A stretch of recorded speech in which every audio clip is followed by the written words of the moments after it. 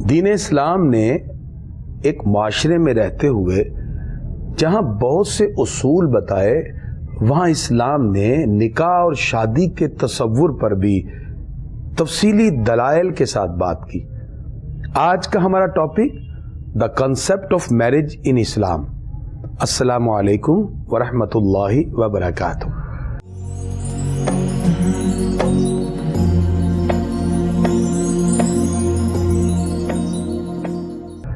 آج ہم بات کریں گے کہ اسلام میں نکاح اور شادی کا تصور کیا ہے۔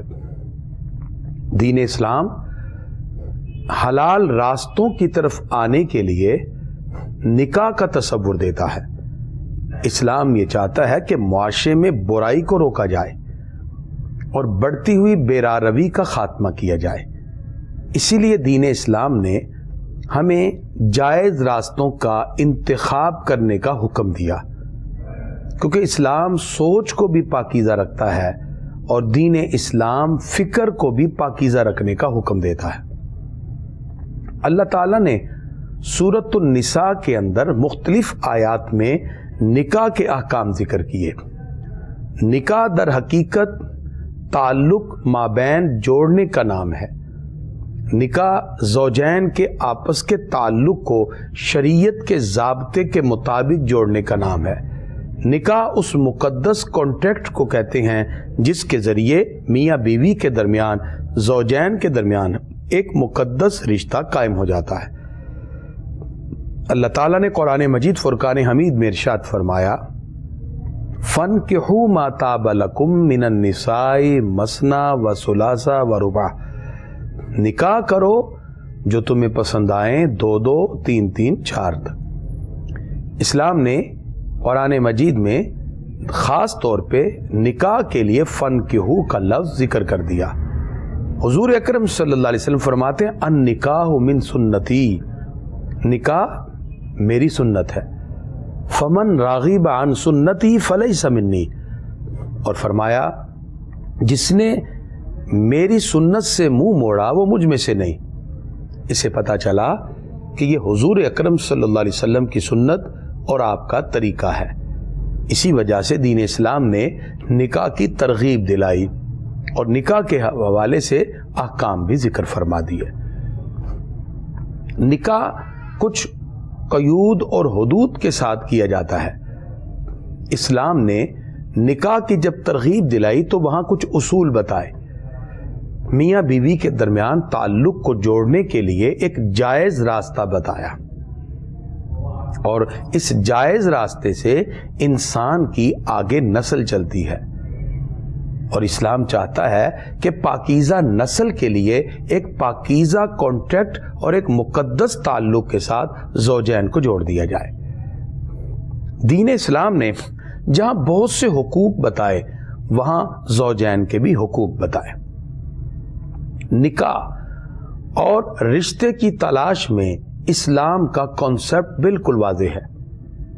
عموماً جب کوئی رشتہ تلاش کیا جاتا ہے تو لوگوں کا رجحان یہ ہوتا ہے کہ جس کے ساتھ نکاح کیا جائے سب سے پہلے لوگ اس کا مال اور دولت دیکھتے ہیں، اور دوسرا اس کا حسب و نسب دیکھتے ہیں، اور تیسرا یہ دیکھا جاتا ہے اس کا حسن کیا ہے، اور چوتھا اس کی دینداری۔ عموماً فقہا نے یہ چار چیزیں ذکر کی، اور حدیث میں بھی ان چاروں کا ذکر آتا ہے کہ جب کوئی رشتہ دیکھا جائے تو اس کے اندر اس کا مال، اس کا حسب و نسب اور اس کا خاندان، اور پھر اسی طرح اس کا حسن، اور اسی طرح اس کے بارے میں یہ دیکھا جائے اس کی دینداری کیا ہے۔ لیکن اسلام نے ان چار چیزوں میں سب سے بنیادی چیز اس کی دینداری ہے۔ اسلام کہتا ہے کہ سب سے پہلے یہ دیکھیں کہ وہ دینداری میں کیسا اور کیسی ہے، تاکہ آگے جتنے بھی اثرات اس کی اولاد پر مرتب ہوں گے اس کا بیسک تعلق اس کا دین سے تعلق کا جڑ جانا اور تعلق کا وابستہ ہونا ہے۔ اس لیے اسلام نے نکاح کا، میرج کا، شادی کا جو تصور دیا اس کے اندر کف کا تصور بھی دیا۔ کف کا مطلب برابری ہے۔ یعنی دیکھا یہ جائے کہ جو لڑکا اور لڑکی جن کی شادی مقرر کی جا رہی ہے ان کا حسب و نسب ایک جیسا ہو، ان کے حسن میں سملیرٹی ہو، اسی طرح ان کے مال میں بھی ایک جیسا تصور ہو، اور اسی طرح ان کی دینداری اور ان کے ذہن میں ہم آہنگی بھی ایک جیسی ہو۔ اور جس وقت ذہنی ہم آہنگی نہ ہو تو فیوچر میں اور مستقبل میں بہت سی خرابیاں پیدا ہو جاتی ہیں۔ اس لیے جس وقت رشتہ ڈھونڈا جائے اس وقت عمر کا خیال رکھا جائے، ذہنی پختگی اور عدم پختگی کو دیکھا جائے، حسب و نسب کا خاص طور پہ خیال رکھا جائے، اور خاص طور پر کنسیپٹ اور ان کے مابین جو تعلق ہے، جو ایک آگے نسل کو لے کے چلنے والے ہیں، ان کے کنسیپٹ بھی آپس میں کلیئر ہوں۔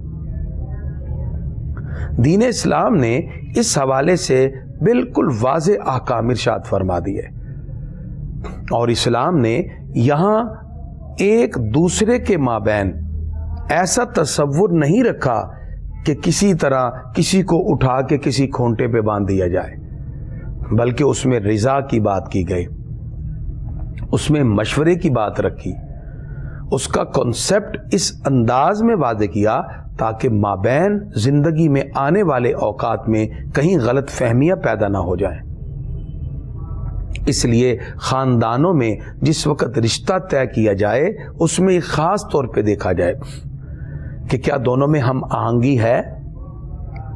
یہ نہ ہو کہ ایک طرف دین کا رجحان زیادہ ہو اور دوسری طرف دین کا رجحان بالکل نہ ہو، اس کی وجہ سے بہت سی باتوں کے اندر اختلاف پیدا ہو جائے گا اور گھریلو زندگی متاثر ہو جائے گی، اور جس وقت اختلافات بڑھتے ہیں اس کے اثرات پھر اولاد پر مرتب ہوتے ہیں۔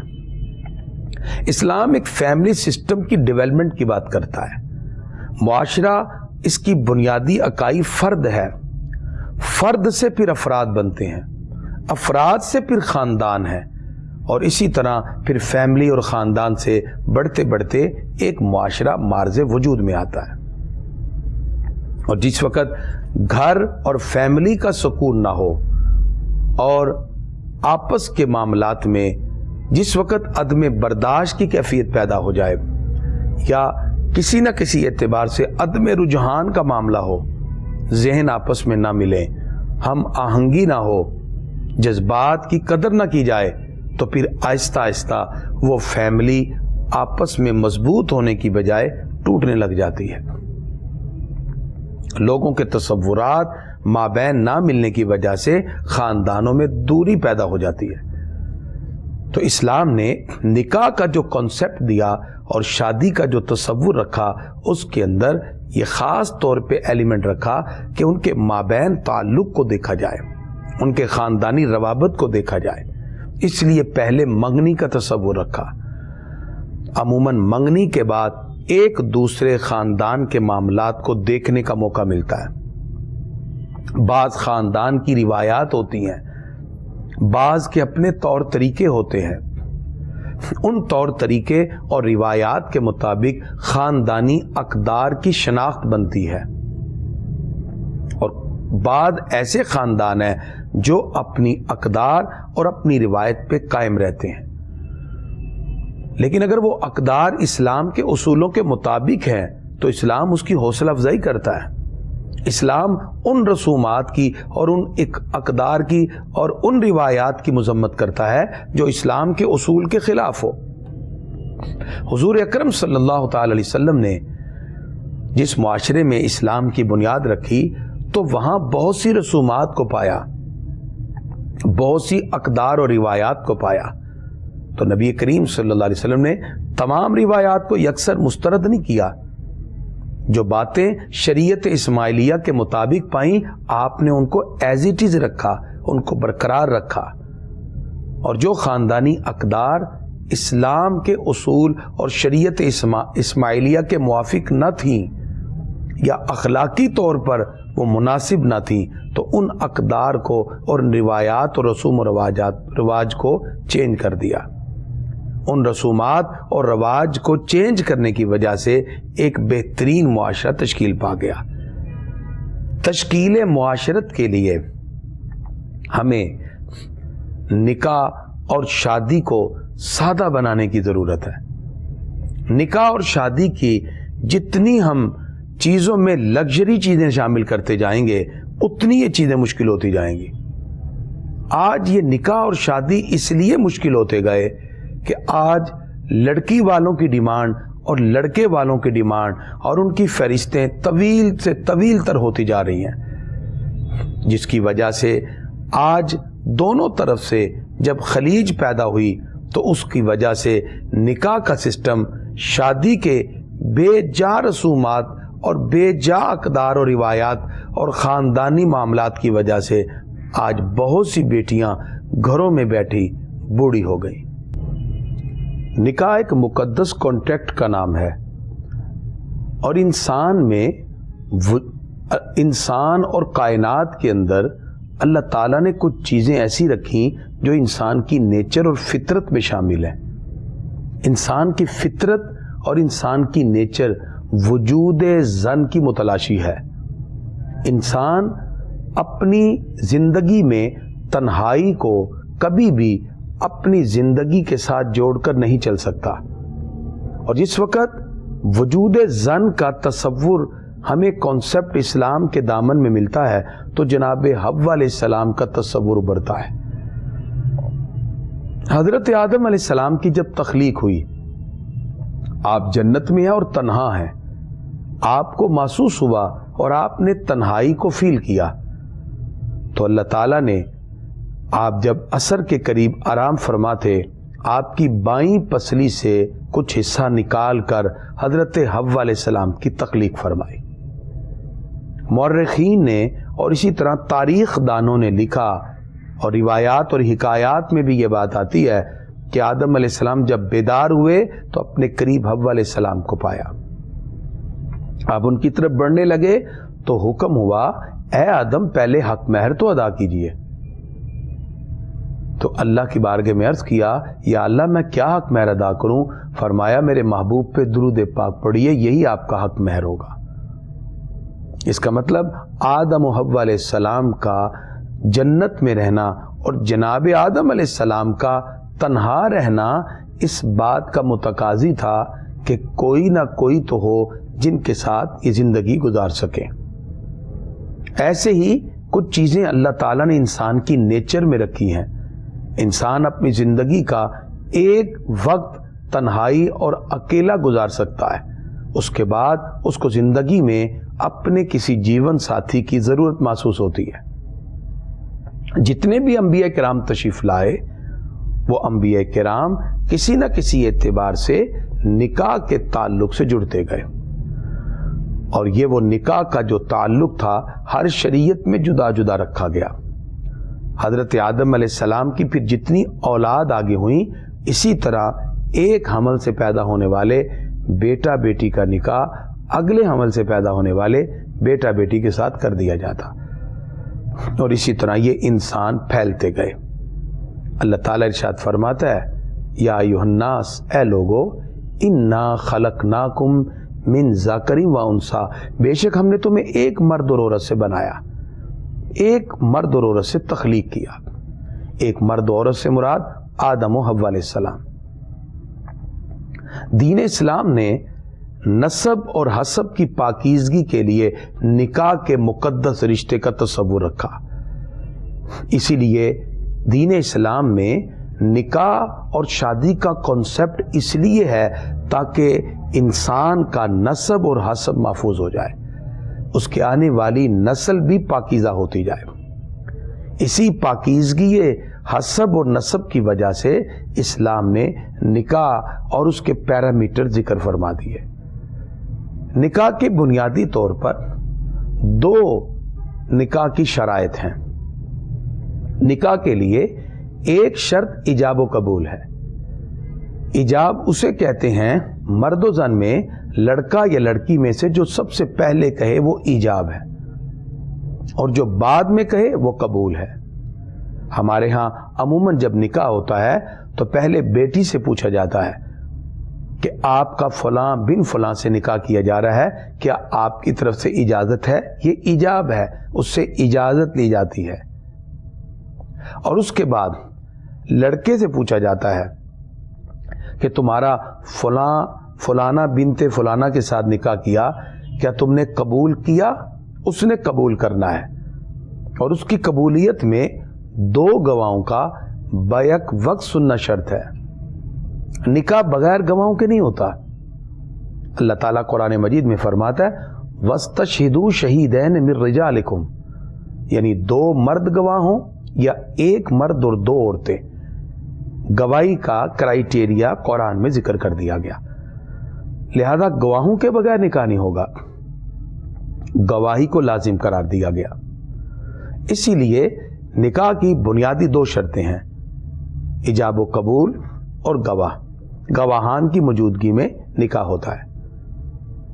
اب آج اس کو لکھ لیا جاتا ہے اور اس کے اندر حق مہر اور باقی چیزیں بھی شامل ہیں، اور یہ حضور صلی اللہ علیہ وسلم کی سنت کے مطابق ہے۔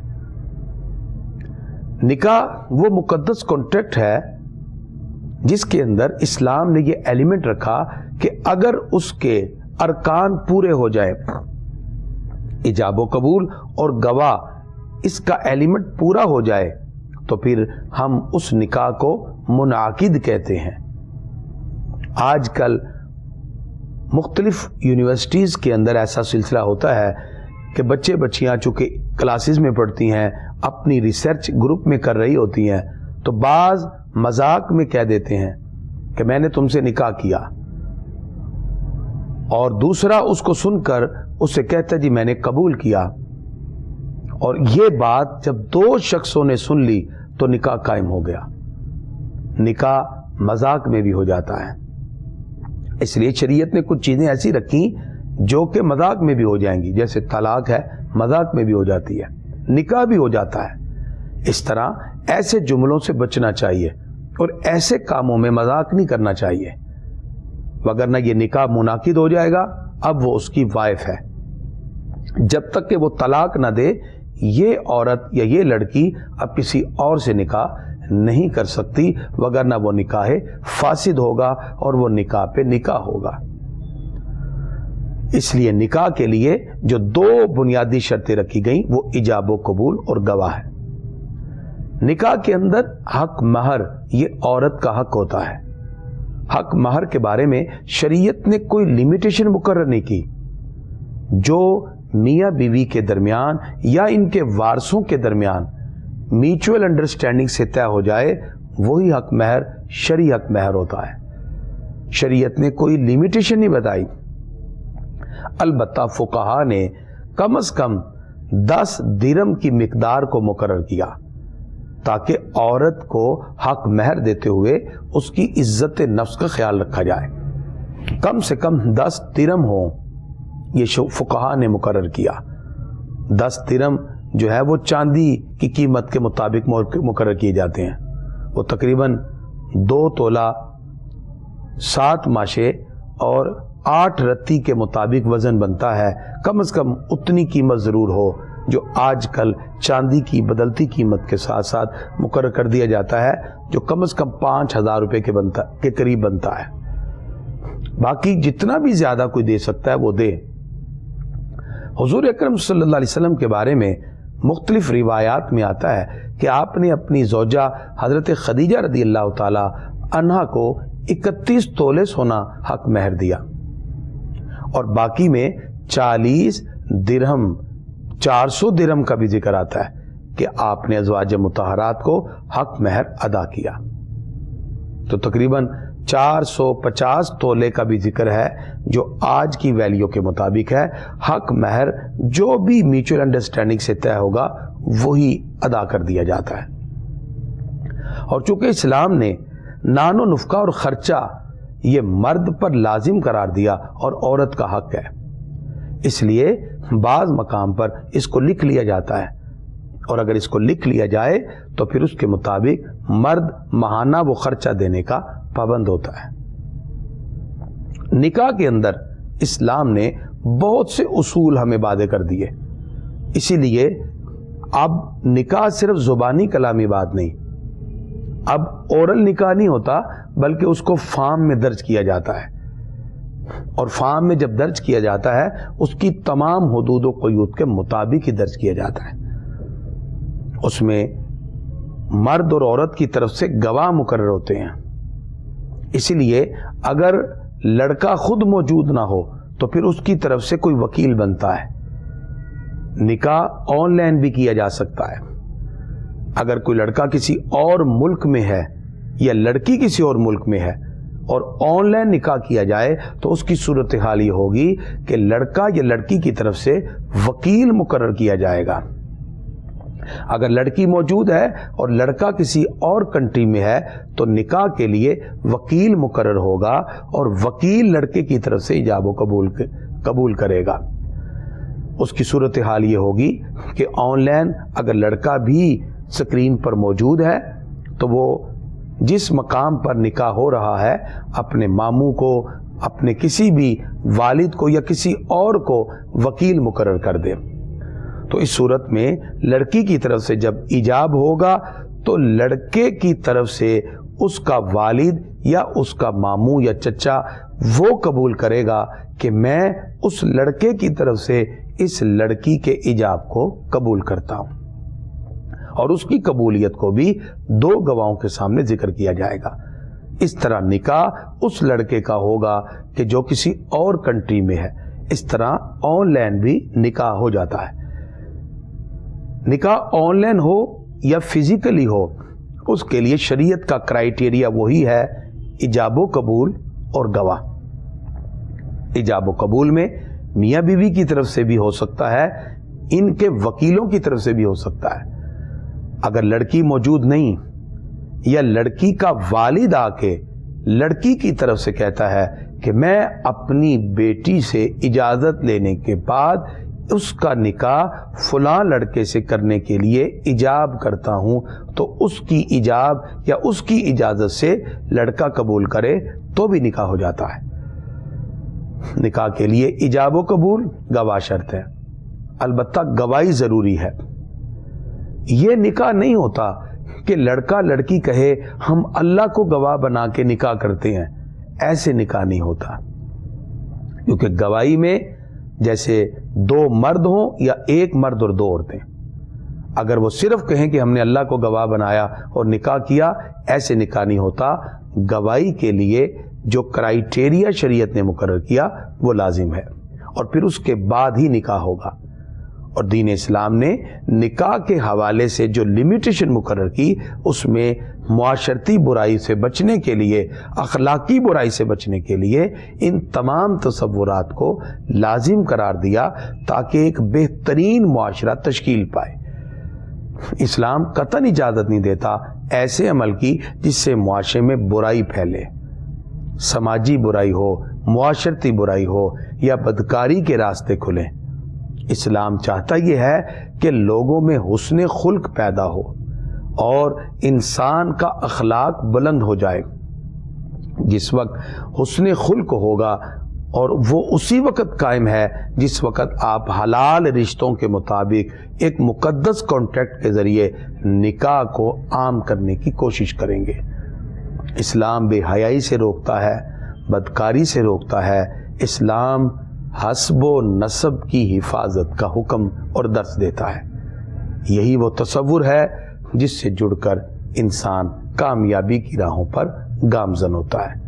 ہمیں چاہیے ہم اپنے معاشرے میں حلال سورسز کی بات کریں، نکاح کو آسان کریں، اور بے جا رسومات اور بے جا پابندیاں اٹھا کر ہم کوشش کریں کہ نکاح کو اتنا آسان کر دیں تاکہ انسان جو معاشرے کے اندر رہتے ہیں وہ باہمی طور پر نکاح کی بے جا پابندیوں کی وجہ سے مزید نقصانات کی طرف نہ جائیں. اور جتنا مخلوق خدا کے لیے کوئی آسانی پیدا کرتا ہے، اللہ تعالیٰ پھر ان لوگوں کے لیے بھی آسانی پیدا کرتا ہے. اور یہی اسلام کا کنسپٹ ہے کہ باہمی تعلق کے لیے اور معاشرتی اقدار کو بہترین بنیادوں پر گامزن کرنے کے لیے حلال رشتے اور حلال طریقہ کار کو اپنانے کی ترغیب دلائے.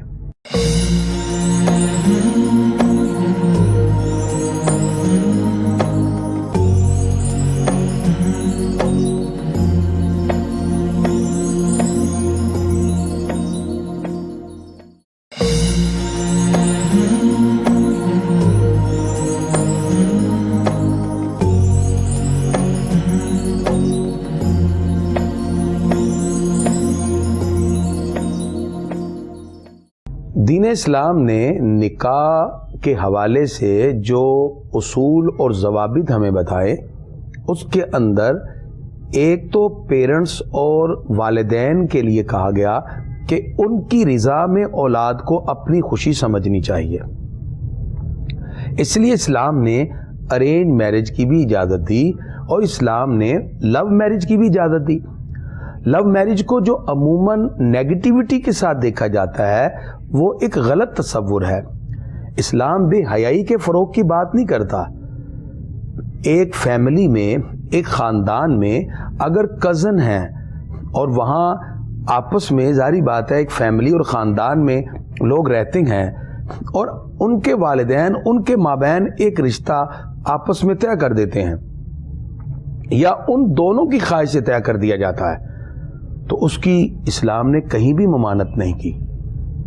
اور اسی طرح اگر ماں باپ کسی بھی جگہ لڑکا یا لڑکی کا رشتہ طے کر دیتے ہیں اور ارینج میرج کے ساتھ وہ اپنی زندگی گزارتے ہیں، ممکن ہے کہ ان کی خواہشات کچھ اور ہوں لیکن وہ ماں باپ کی اس خواہش کے مطابق اپنی خواہش کو قربان کر دیتے ہیں، تو یہ بھی ایک پوزیٹیو انسان کا قدم ہوتا ہے.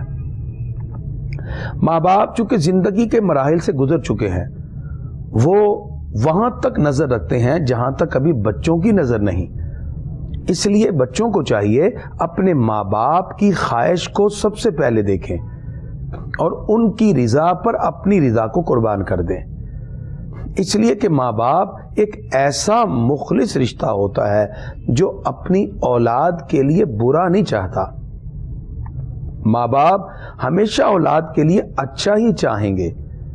لہذا اگر کوئی اپنے زندگی کے معاملات میں وقتی طور پر یا جذباتی طور پر کچھ بینیفٹس تو دیکھ رہا ہے لیکن آنے والے زندگی کے مراحل میں اس کے لیے کیا کیا پرابلم کھڑی ہو سکتی ہیں اس کا وہ تصور نہیں رکھ رہا، لہذا بچوں کو چاہیے کہ وہ اپنے ماں باپ کی خوشیوں اور ان کی رضا کو بھی مد نظر رکھیں.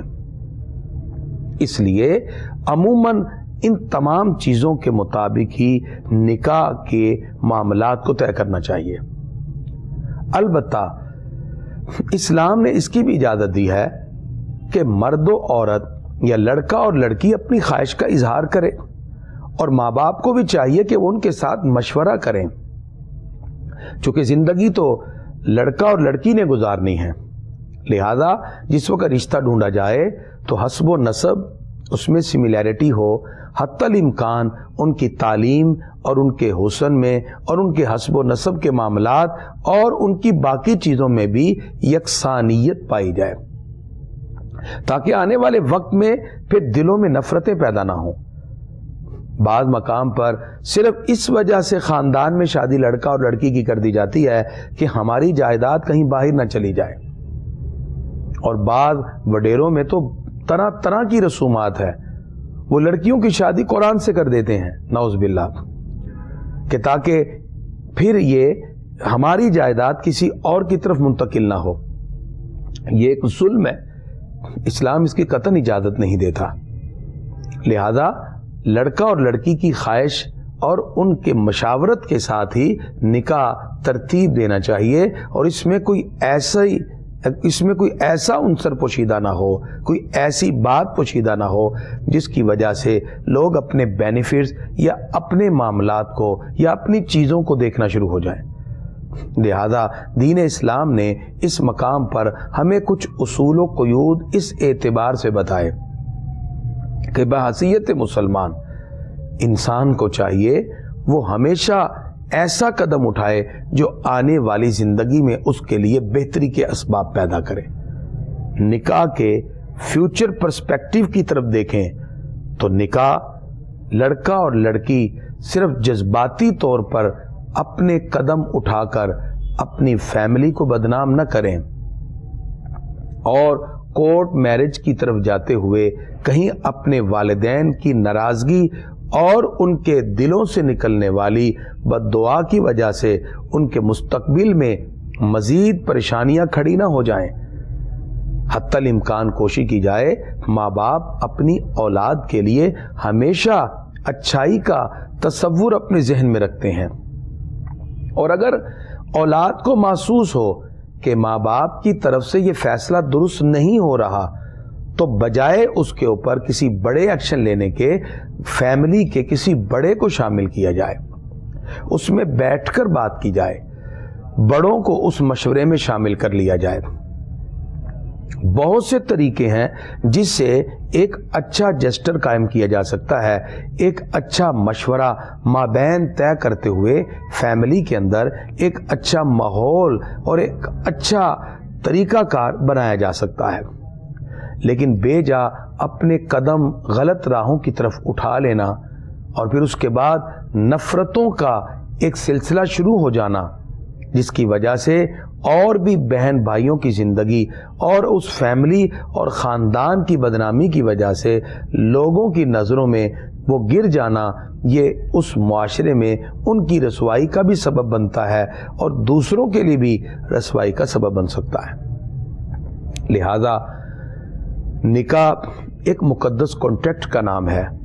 شادی کے لیے صرف جذباتی کیفیت کو نہ دیکھا جائے، بلکہ اس مقام پر اللہ اس کے رسول کے احکام کو بھی مد نظر رکھتے ہوئے باہمی خاندانی تعلق کو اور اس کے فروغ کو زیادہ سے زیادہ مضبوط کرنے کی کوشش کی جائے کہ کہیں خاندانی روابط میں کمزوری واقع نہ ہو جائے۔ دین اسلام ہمیں برائیوں سے روکتے ہوئے نکاح اور شادی کی ترویج کا حکم دیتا ہے، کیونکہ معاشرے میں جب برائیاں بڑھتی ہیں اور معاشرے میں جب ایک دوسروں کی حدود کو کراس کیا جاتا ہے تو باہمی تعلق آپس میں اس طرح ٹوٹتے ہیں کہ لوگ ایک دوسرے سے نفرتوں کی وجہ سے خاندانوں سے لے کر بہت دور تک لوگوں کے مابین خلیج واقع ہو جاتی ہے۔ اسلام نے ہمیں جہاں بہت سے تصورات دیے، وہاں اسلام نے اس بات کا بھی حکم دیا کہ رشتوں کو مابین آپس میں جوڑ دیا جائے اور ان کے تعلق کو مضبوط سے مضبوط تر کیا جائے۔ اس کے لیے نکاح ایک مقدس کانٹریکٹ کا نام ہے۔ اسلام نے نکاح کے لیے پیرامیٹر مقرر کیے۔ نکاح ایجاب و قبول کے ساتھ ہوتا ہے۔ نکاح میں ایجاب و قبول کے ساتھ گواہ شرط ہے۔ اسلام نے زوجین کے لیے اور میاں بیوی کے لیے دونوں طرف سے حقوق اور فرائض کا حکم دیا۔ شوہر کے لیے حقوق رکھے کہ بیوی پر فرض ہے کہ وہ اس کے حقوق کا خیال رکھے، عزت و احترام، اس کی غیر موجودگی میں اس کی عزت، اس کے مال کی حفاظت، اور اسی طرح جہاں تک ہو سکے گھر کے ماحول کو بہتر بنانے کے لیے عورت اپنا کردار ادا کرے۔ اور بیوی کے حقوق میں شوہر پر لازم کر دیا گیا کہ وہ بیوی کو حق مہر دے، اور اسی طرح بیوی کا خرچہ بنیادی زندگی کی جو ضروریات ہیں اس کی فراہمی اور اسی طرح اس کی عزت نفس کا خیال رکھتے ہوئے مار پیٹ سے گریز کرے۔ اور جس وقت میاں بیوی کے درمیان حقوق کی ادائیگی ہوگی تو اس طرح ایک بہترین فیملی اور ایک بہترین گھرانہ مارز وجود میں آتا ہے، جس سے ایک بہترین معاشرہ تشکیل پاتا ہے، جس کی وجہ سے معاشرے کے اندر رہنے والے افراد اور ان کے مابین تعلقات مضبوط سے مضبوط تر ہوتے ہیں۔ اسلام ہمیں گھر کی بنیادی اکائی کو اس لیے مضبوط کرنے کا حکم دیتا ہے کہ نکاح سے حسب و نسب کی حفاظت ہوتی ہے۔ اسلام چاہتا یہ ہے کہ حسب و نسب کی حفاظت سے ایک نسل جو چلنے والی ہے اس کے اندر بھی مقدس کانٹریکٹ کی وجہ سے ایک بہترین اسلامی شعار پیدا ہو اور پھر حلال ذرائع کی وجہ سے اللہ کی عظمتیں رحمتیں بھی اس میں شامل ہو جائیں۔ اس لیے نکاح ایک مقدس کانٹریکٹ کا نام ہے۔ ہمیں اس کو آسان کرنا چاہیے۔ بے جا رسومات، بے جا رواج، اپنے خاندان کی بے مقصد روایات جن کی وجہ سے مابین بہت سے معاملات کے اندر خلیج واقع ہوتی ہے، اسلام اس کی اجازت نہیں دیتا۔ جس وقت رشتہ کیا جائے اس وقت حسب و نسب کا خیال رکھا جائے، آپس کی تعلیم کا خیال رکھا جائے، اس کے حسن کا خیال رکھا جائے، اور اسی طرح اس کی دینداری کا خیال رکھا جائے۔ اس میں سب سے بنیادی چیز دینداری ہے۔ ان کی آپس میں ہم آہنگی کا خیال رکھا جائے تاکہ ان کی سوچ کے ملنے کی وجہ سے ایک بہترین گھرانہ مارز وجود میں آئے۔ اس لیے اسلام نے ایک مرتبہ اپنے پیرنٹس اور والدین کی موجودگی میں بیٹا بیٹی کو ملنے کی اجازت دی تاکہ وہ لڑکا لڑکی اپنے پیرنٹس کی موجودگی میں بات کر سکیں، اور اگر کوئی آپس میں ان کے دل میں معاملہ ہو تو وہ ڈسکس کر سکیں۔ اور اسی لیے اسلام نے ایک دوسرے کو دیکھنے کی بھی اجازت دی تاکہ آنے والی زندگی کے اندر وہ اپنی زندگی کو ایک بہترین طریقے کے ساتھ گزار سکے۔ لیکن اسلام اس کی قطعاً اجازت نہیں دیتا کہ اس سے زیادہ حدود کو کراس کیا جائے۔ لہذا لمیٹیشن میں رہتے ہوئے شادی سے پہلے اگر ایک دوسرے سے گفتگو کر کے ذہنی ہم آہنگی پیدا کر لی جائے، اور وہ صرف اتنی ہی بات ہو جس سے ایک دوسرے کے ساتھ ان کی مینٹیلٹی اور ان کی سوچ کو آپس میں میچ کرنے کا ذریعہ بنے، اس سے زیادہ نامحرم سے گفتگو کرنا اور ان کے ساتھ روابط رکھنا اس کی اسلام اجازت نہیں دیتا۔ لہذا اسلام چاہتا یہ ہے پاکیزہ معاشرہ مارد وجود میں آئے، اور اس پاکیزہ معاشرے کے لیے اسلام نے نکاح اور شادی اور اس کو آسان بنانے کا حکم دیا تاکہ اس آسانی سے ایک اچھا معاشرہ، پاکیزہ معاشرہ مارد وجود میں آئے جو سوچ، فکر، کردار اور اپنے عمل میں ایک بہترین روحانی اقدار اپنے دامن میں رکھنے والا ہو۔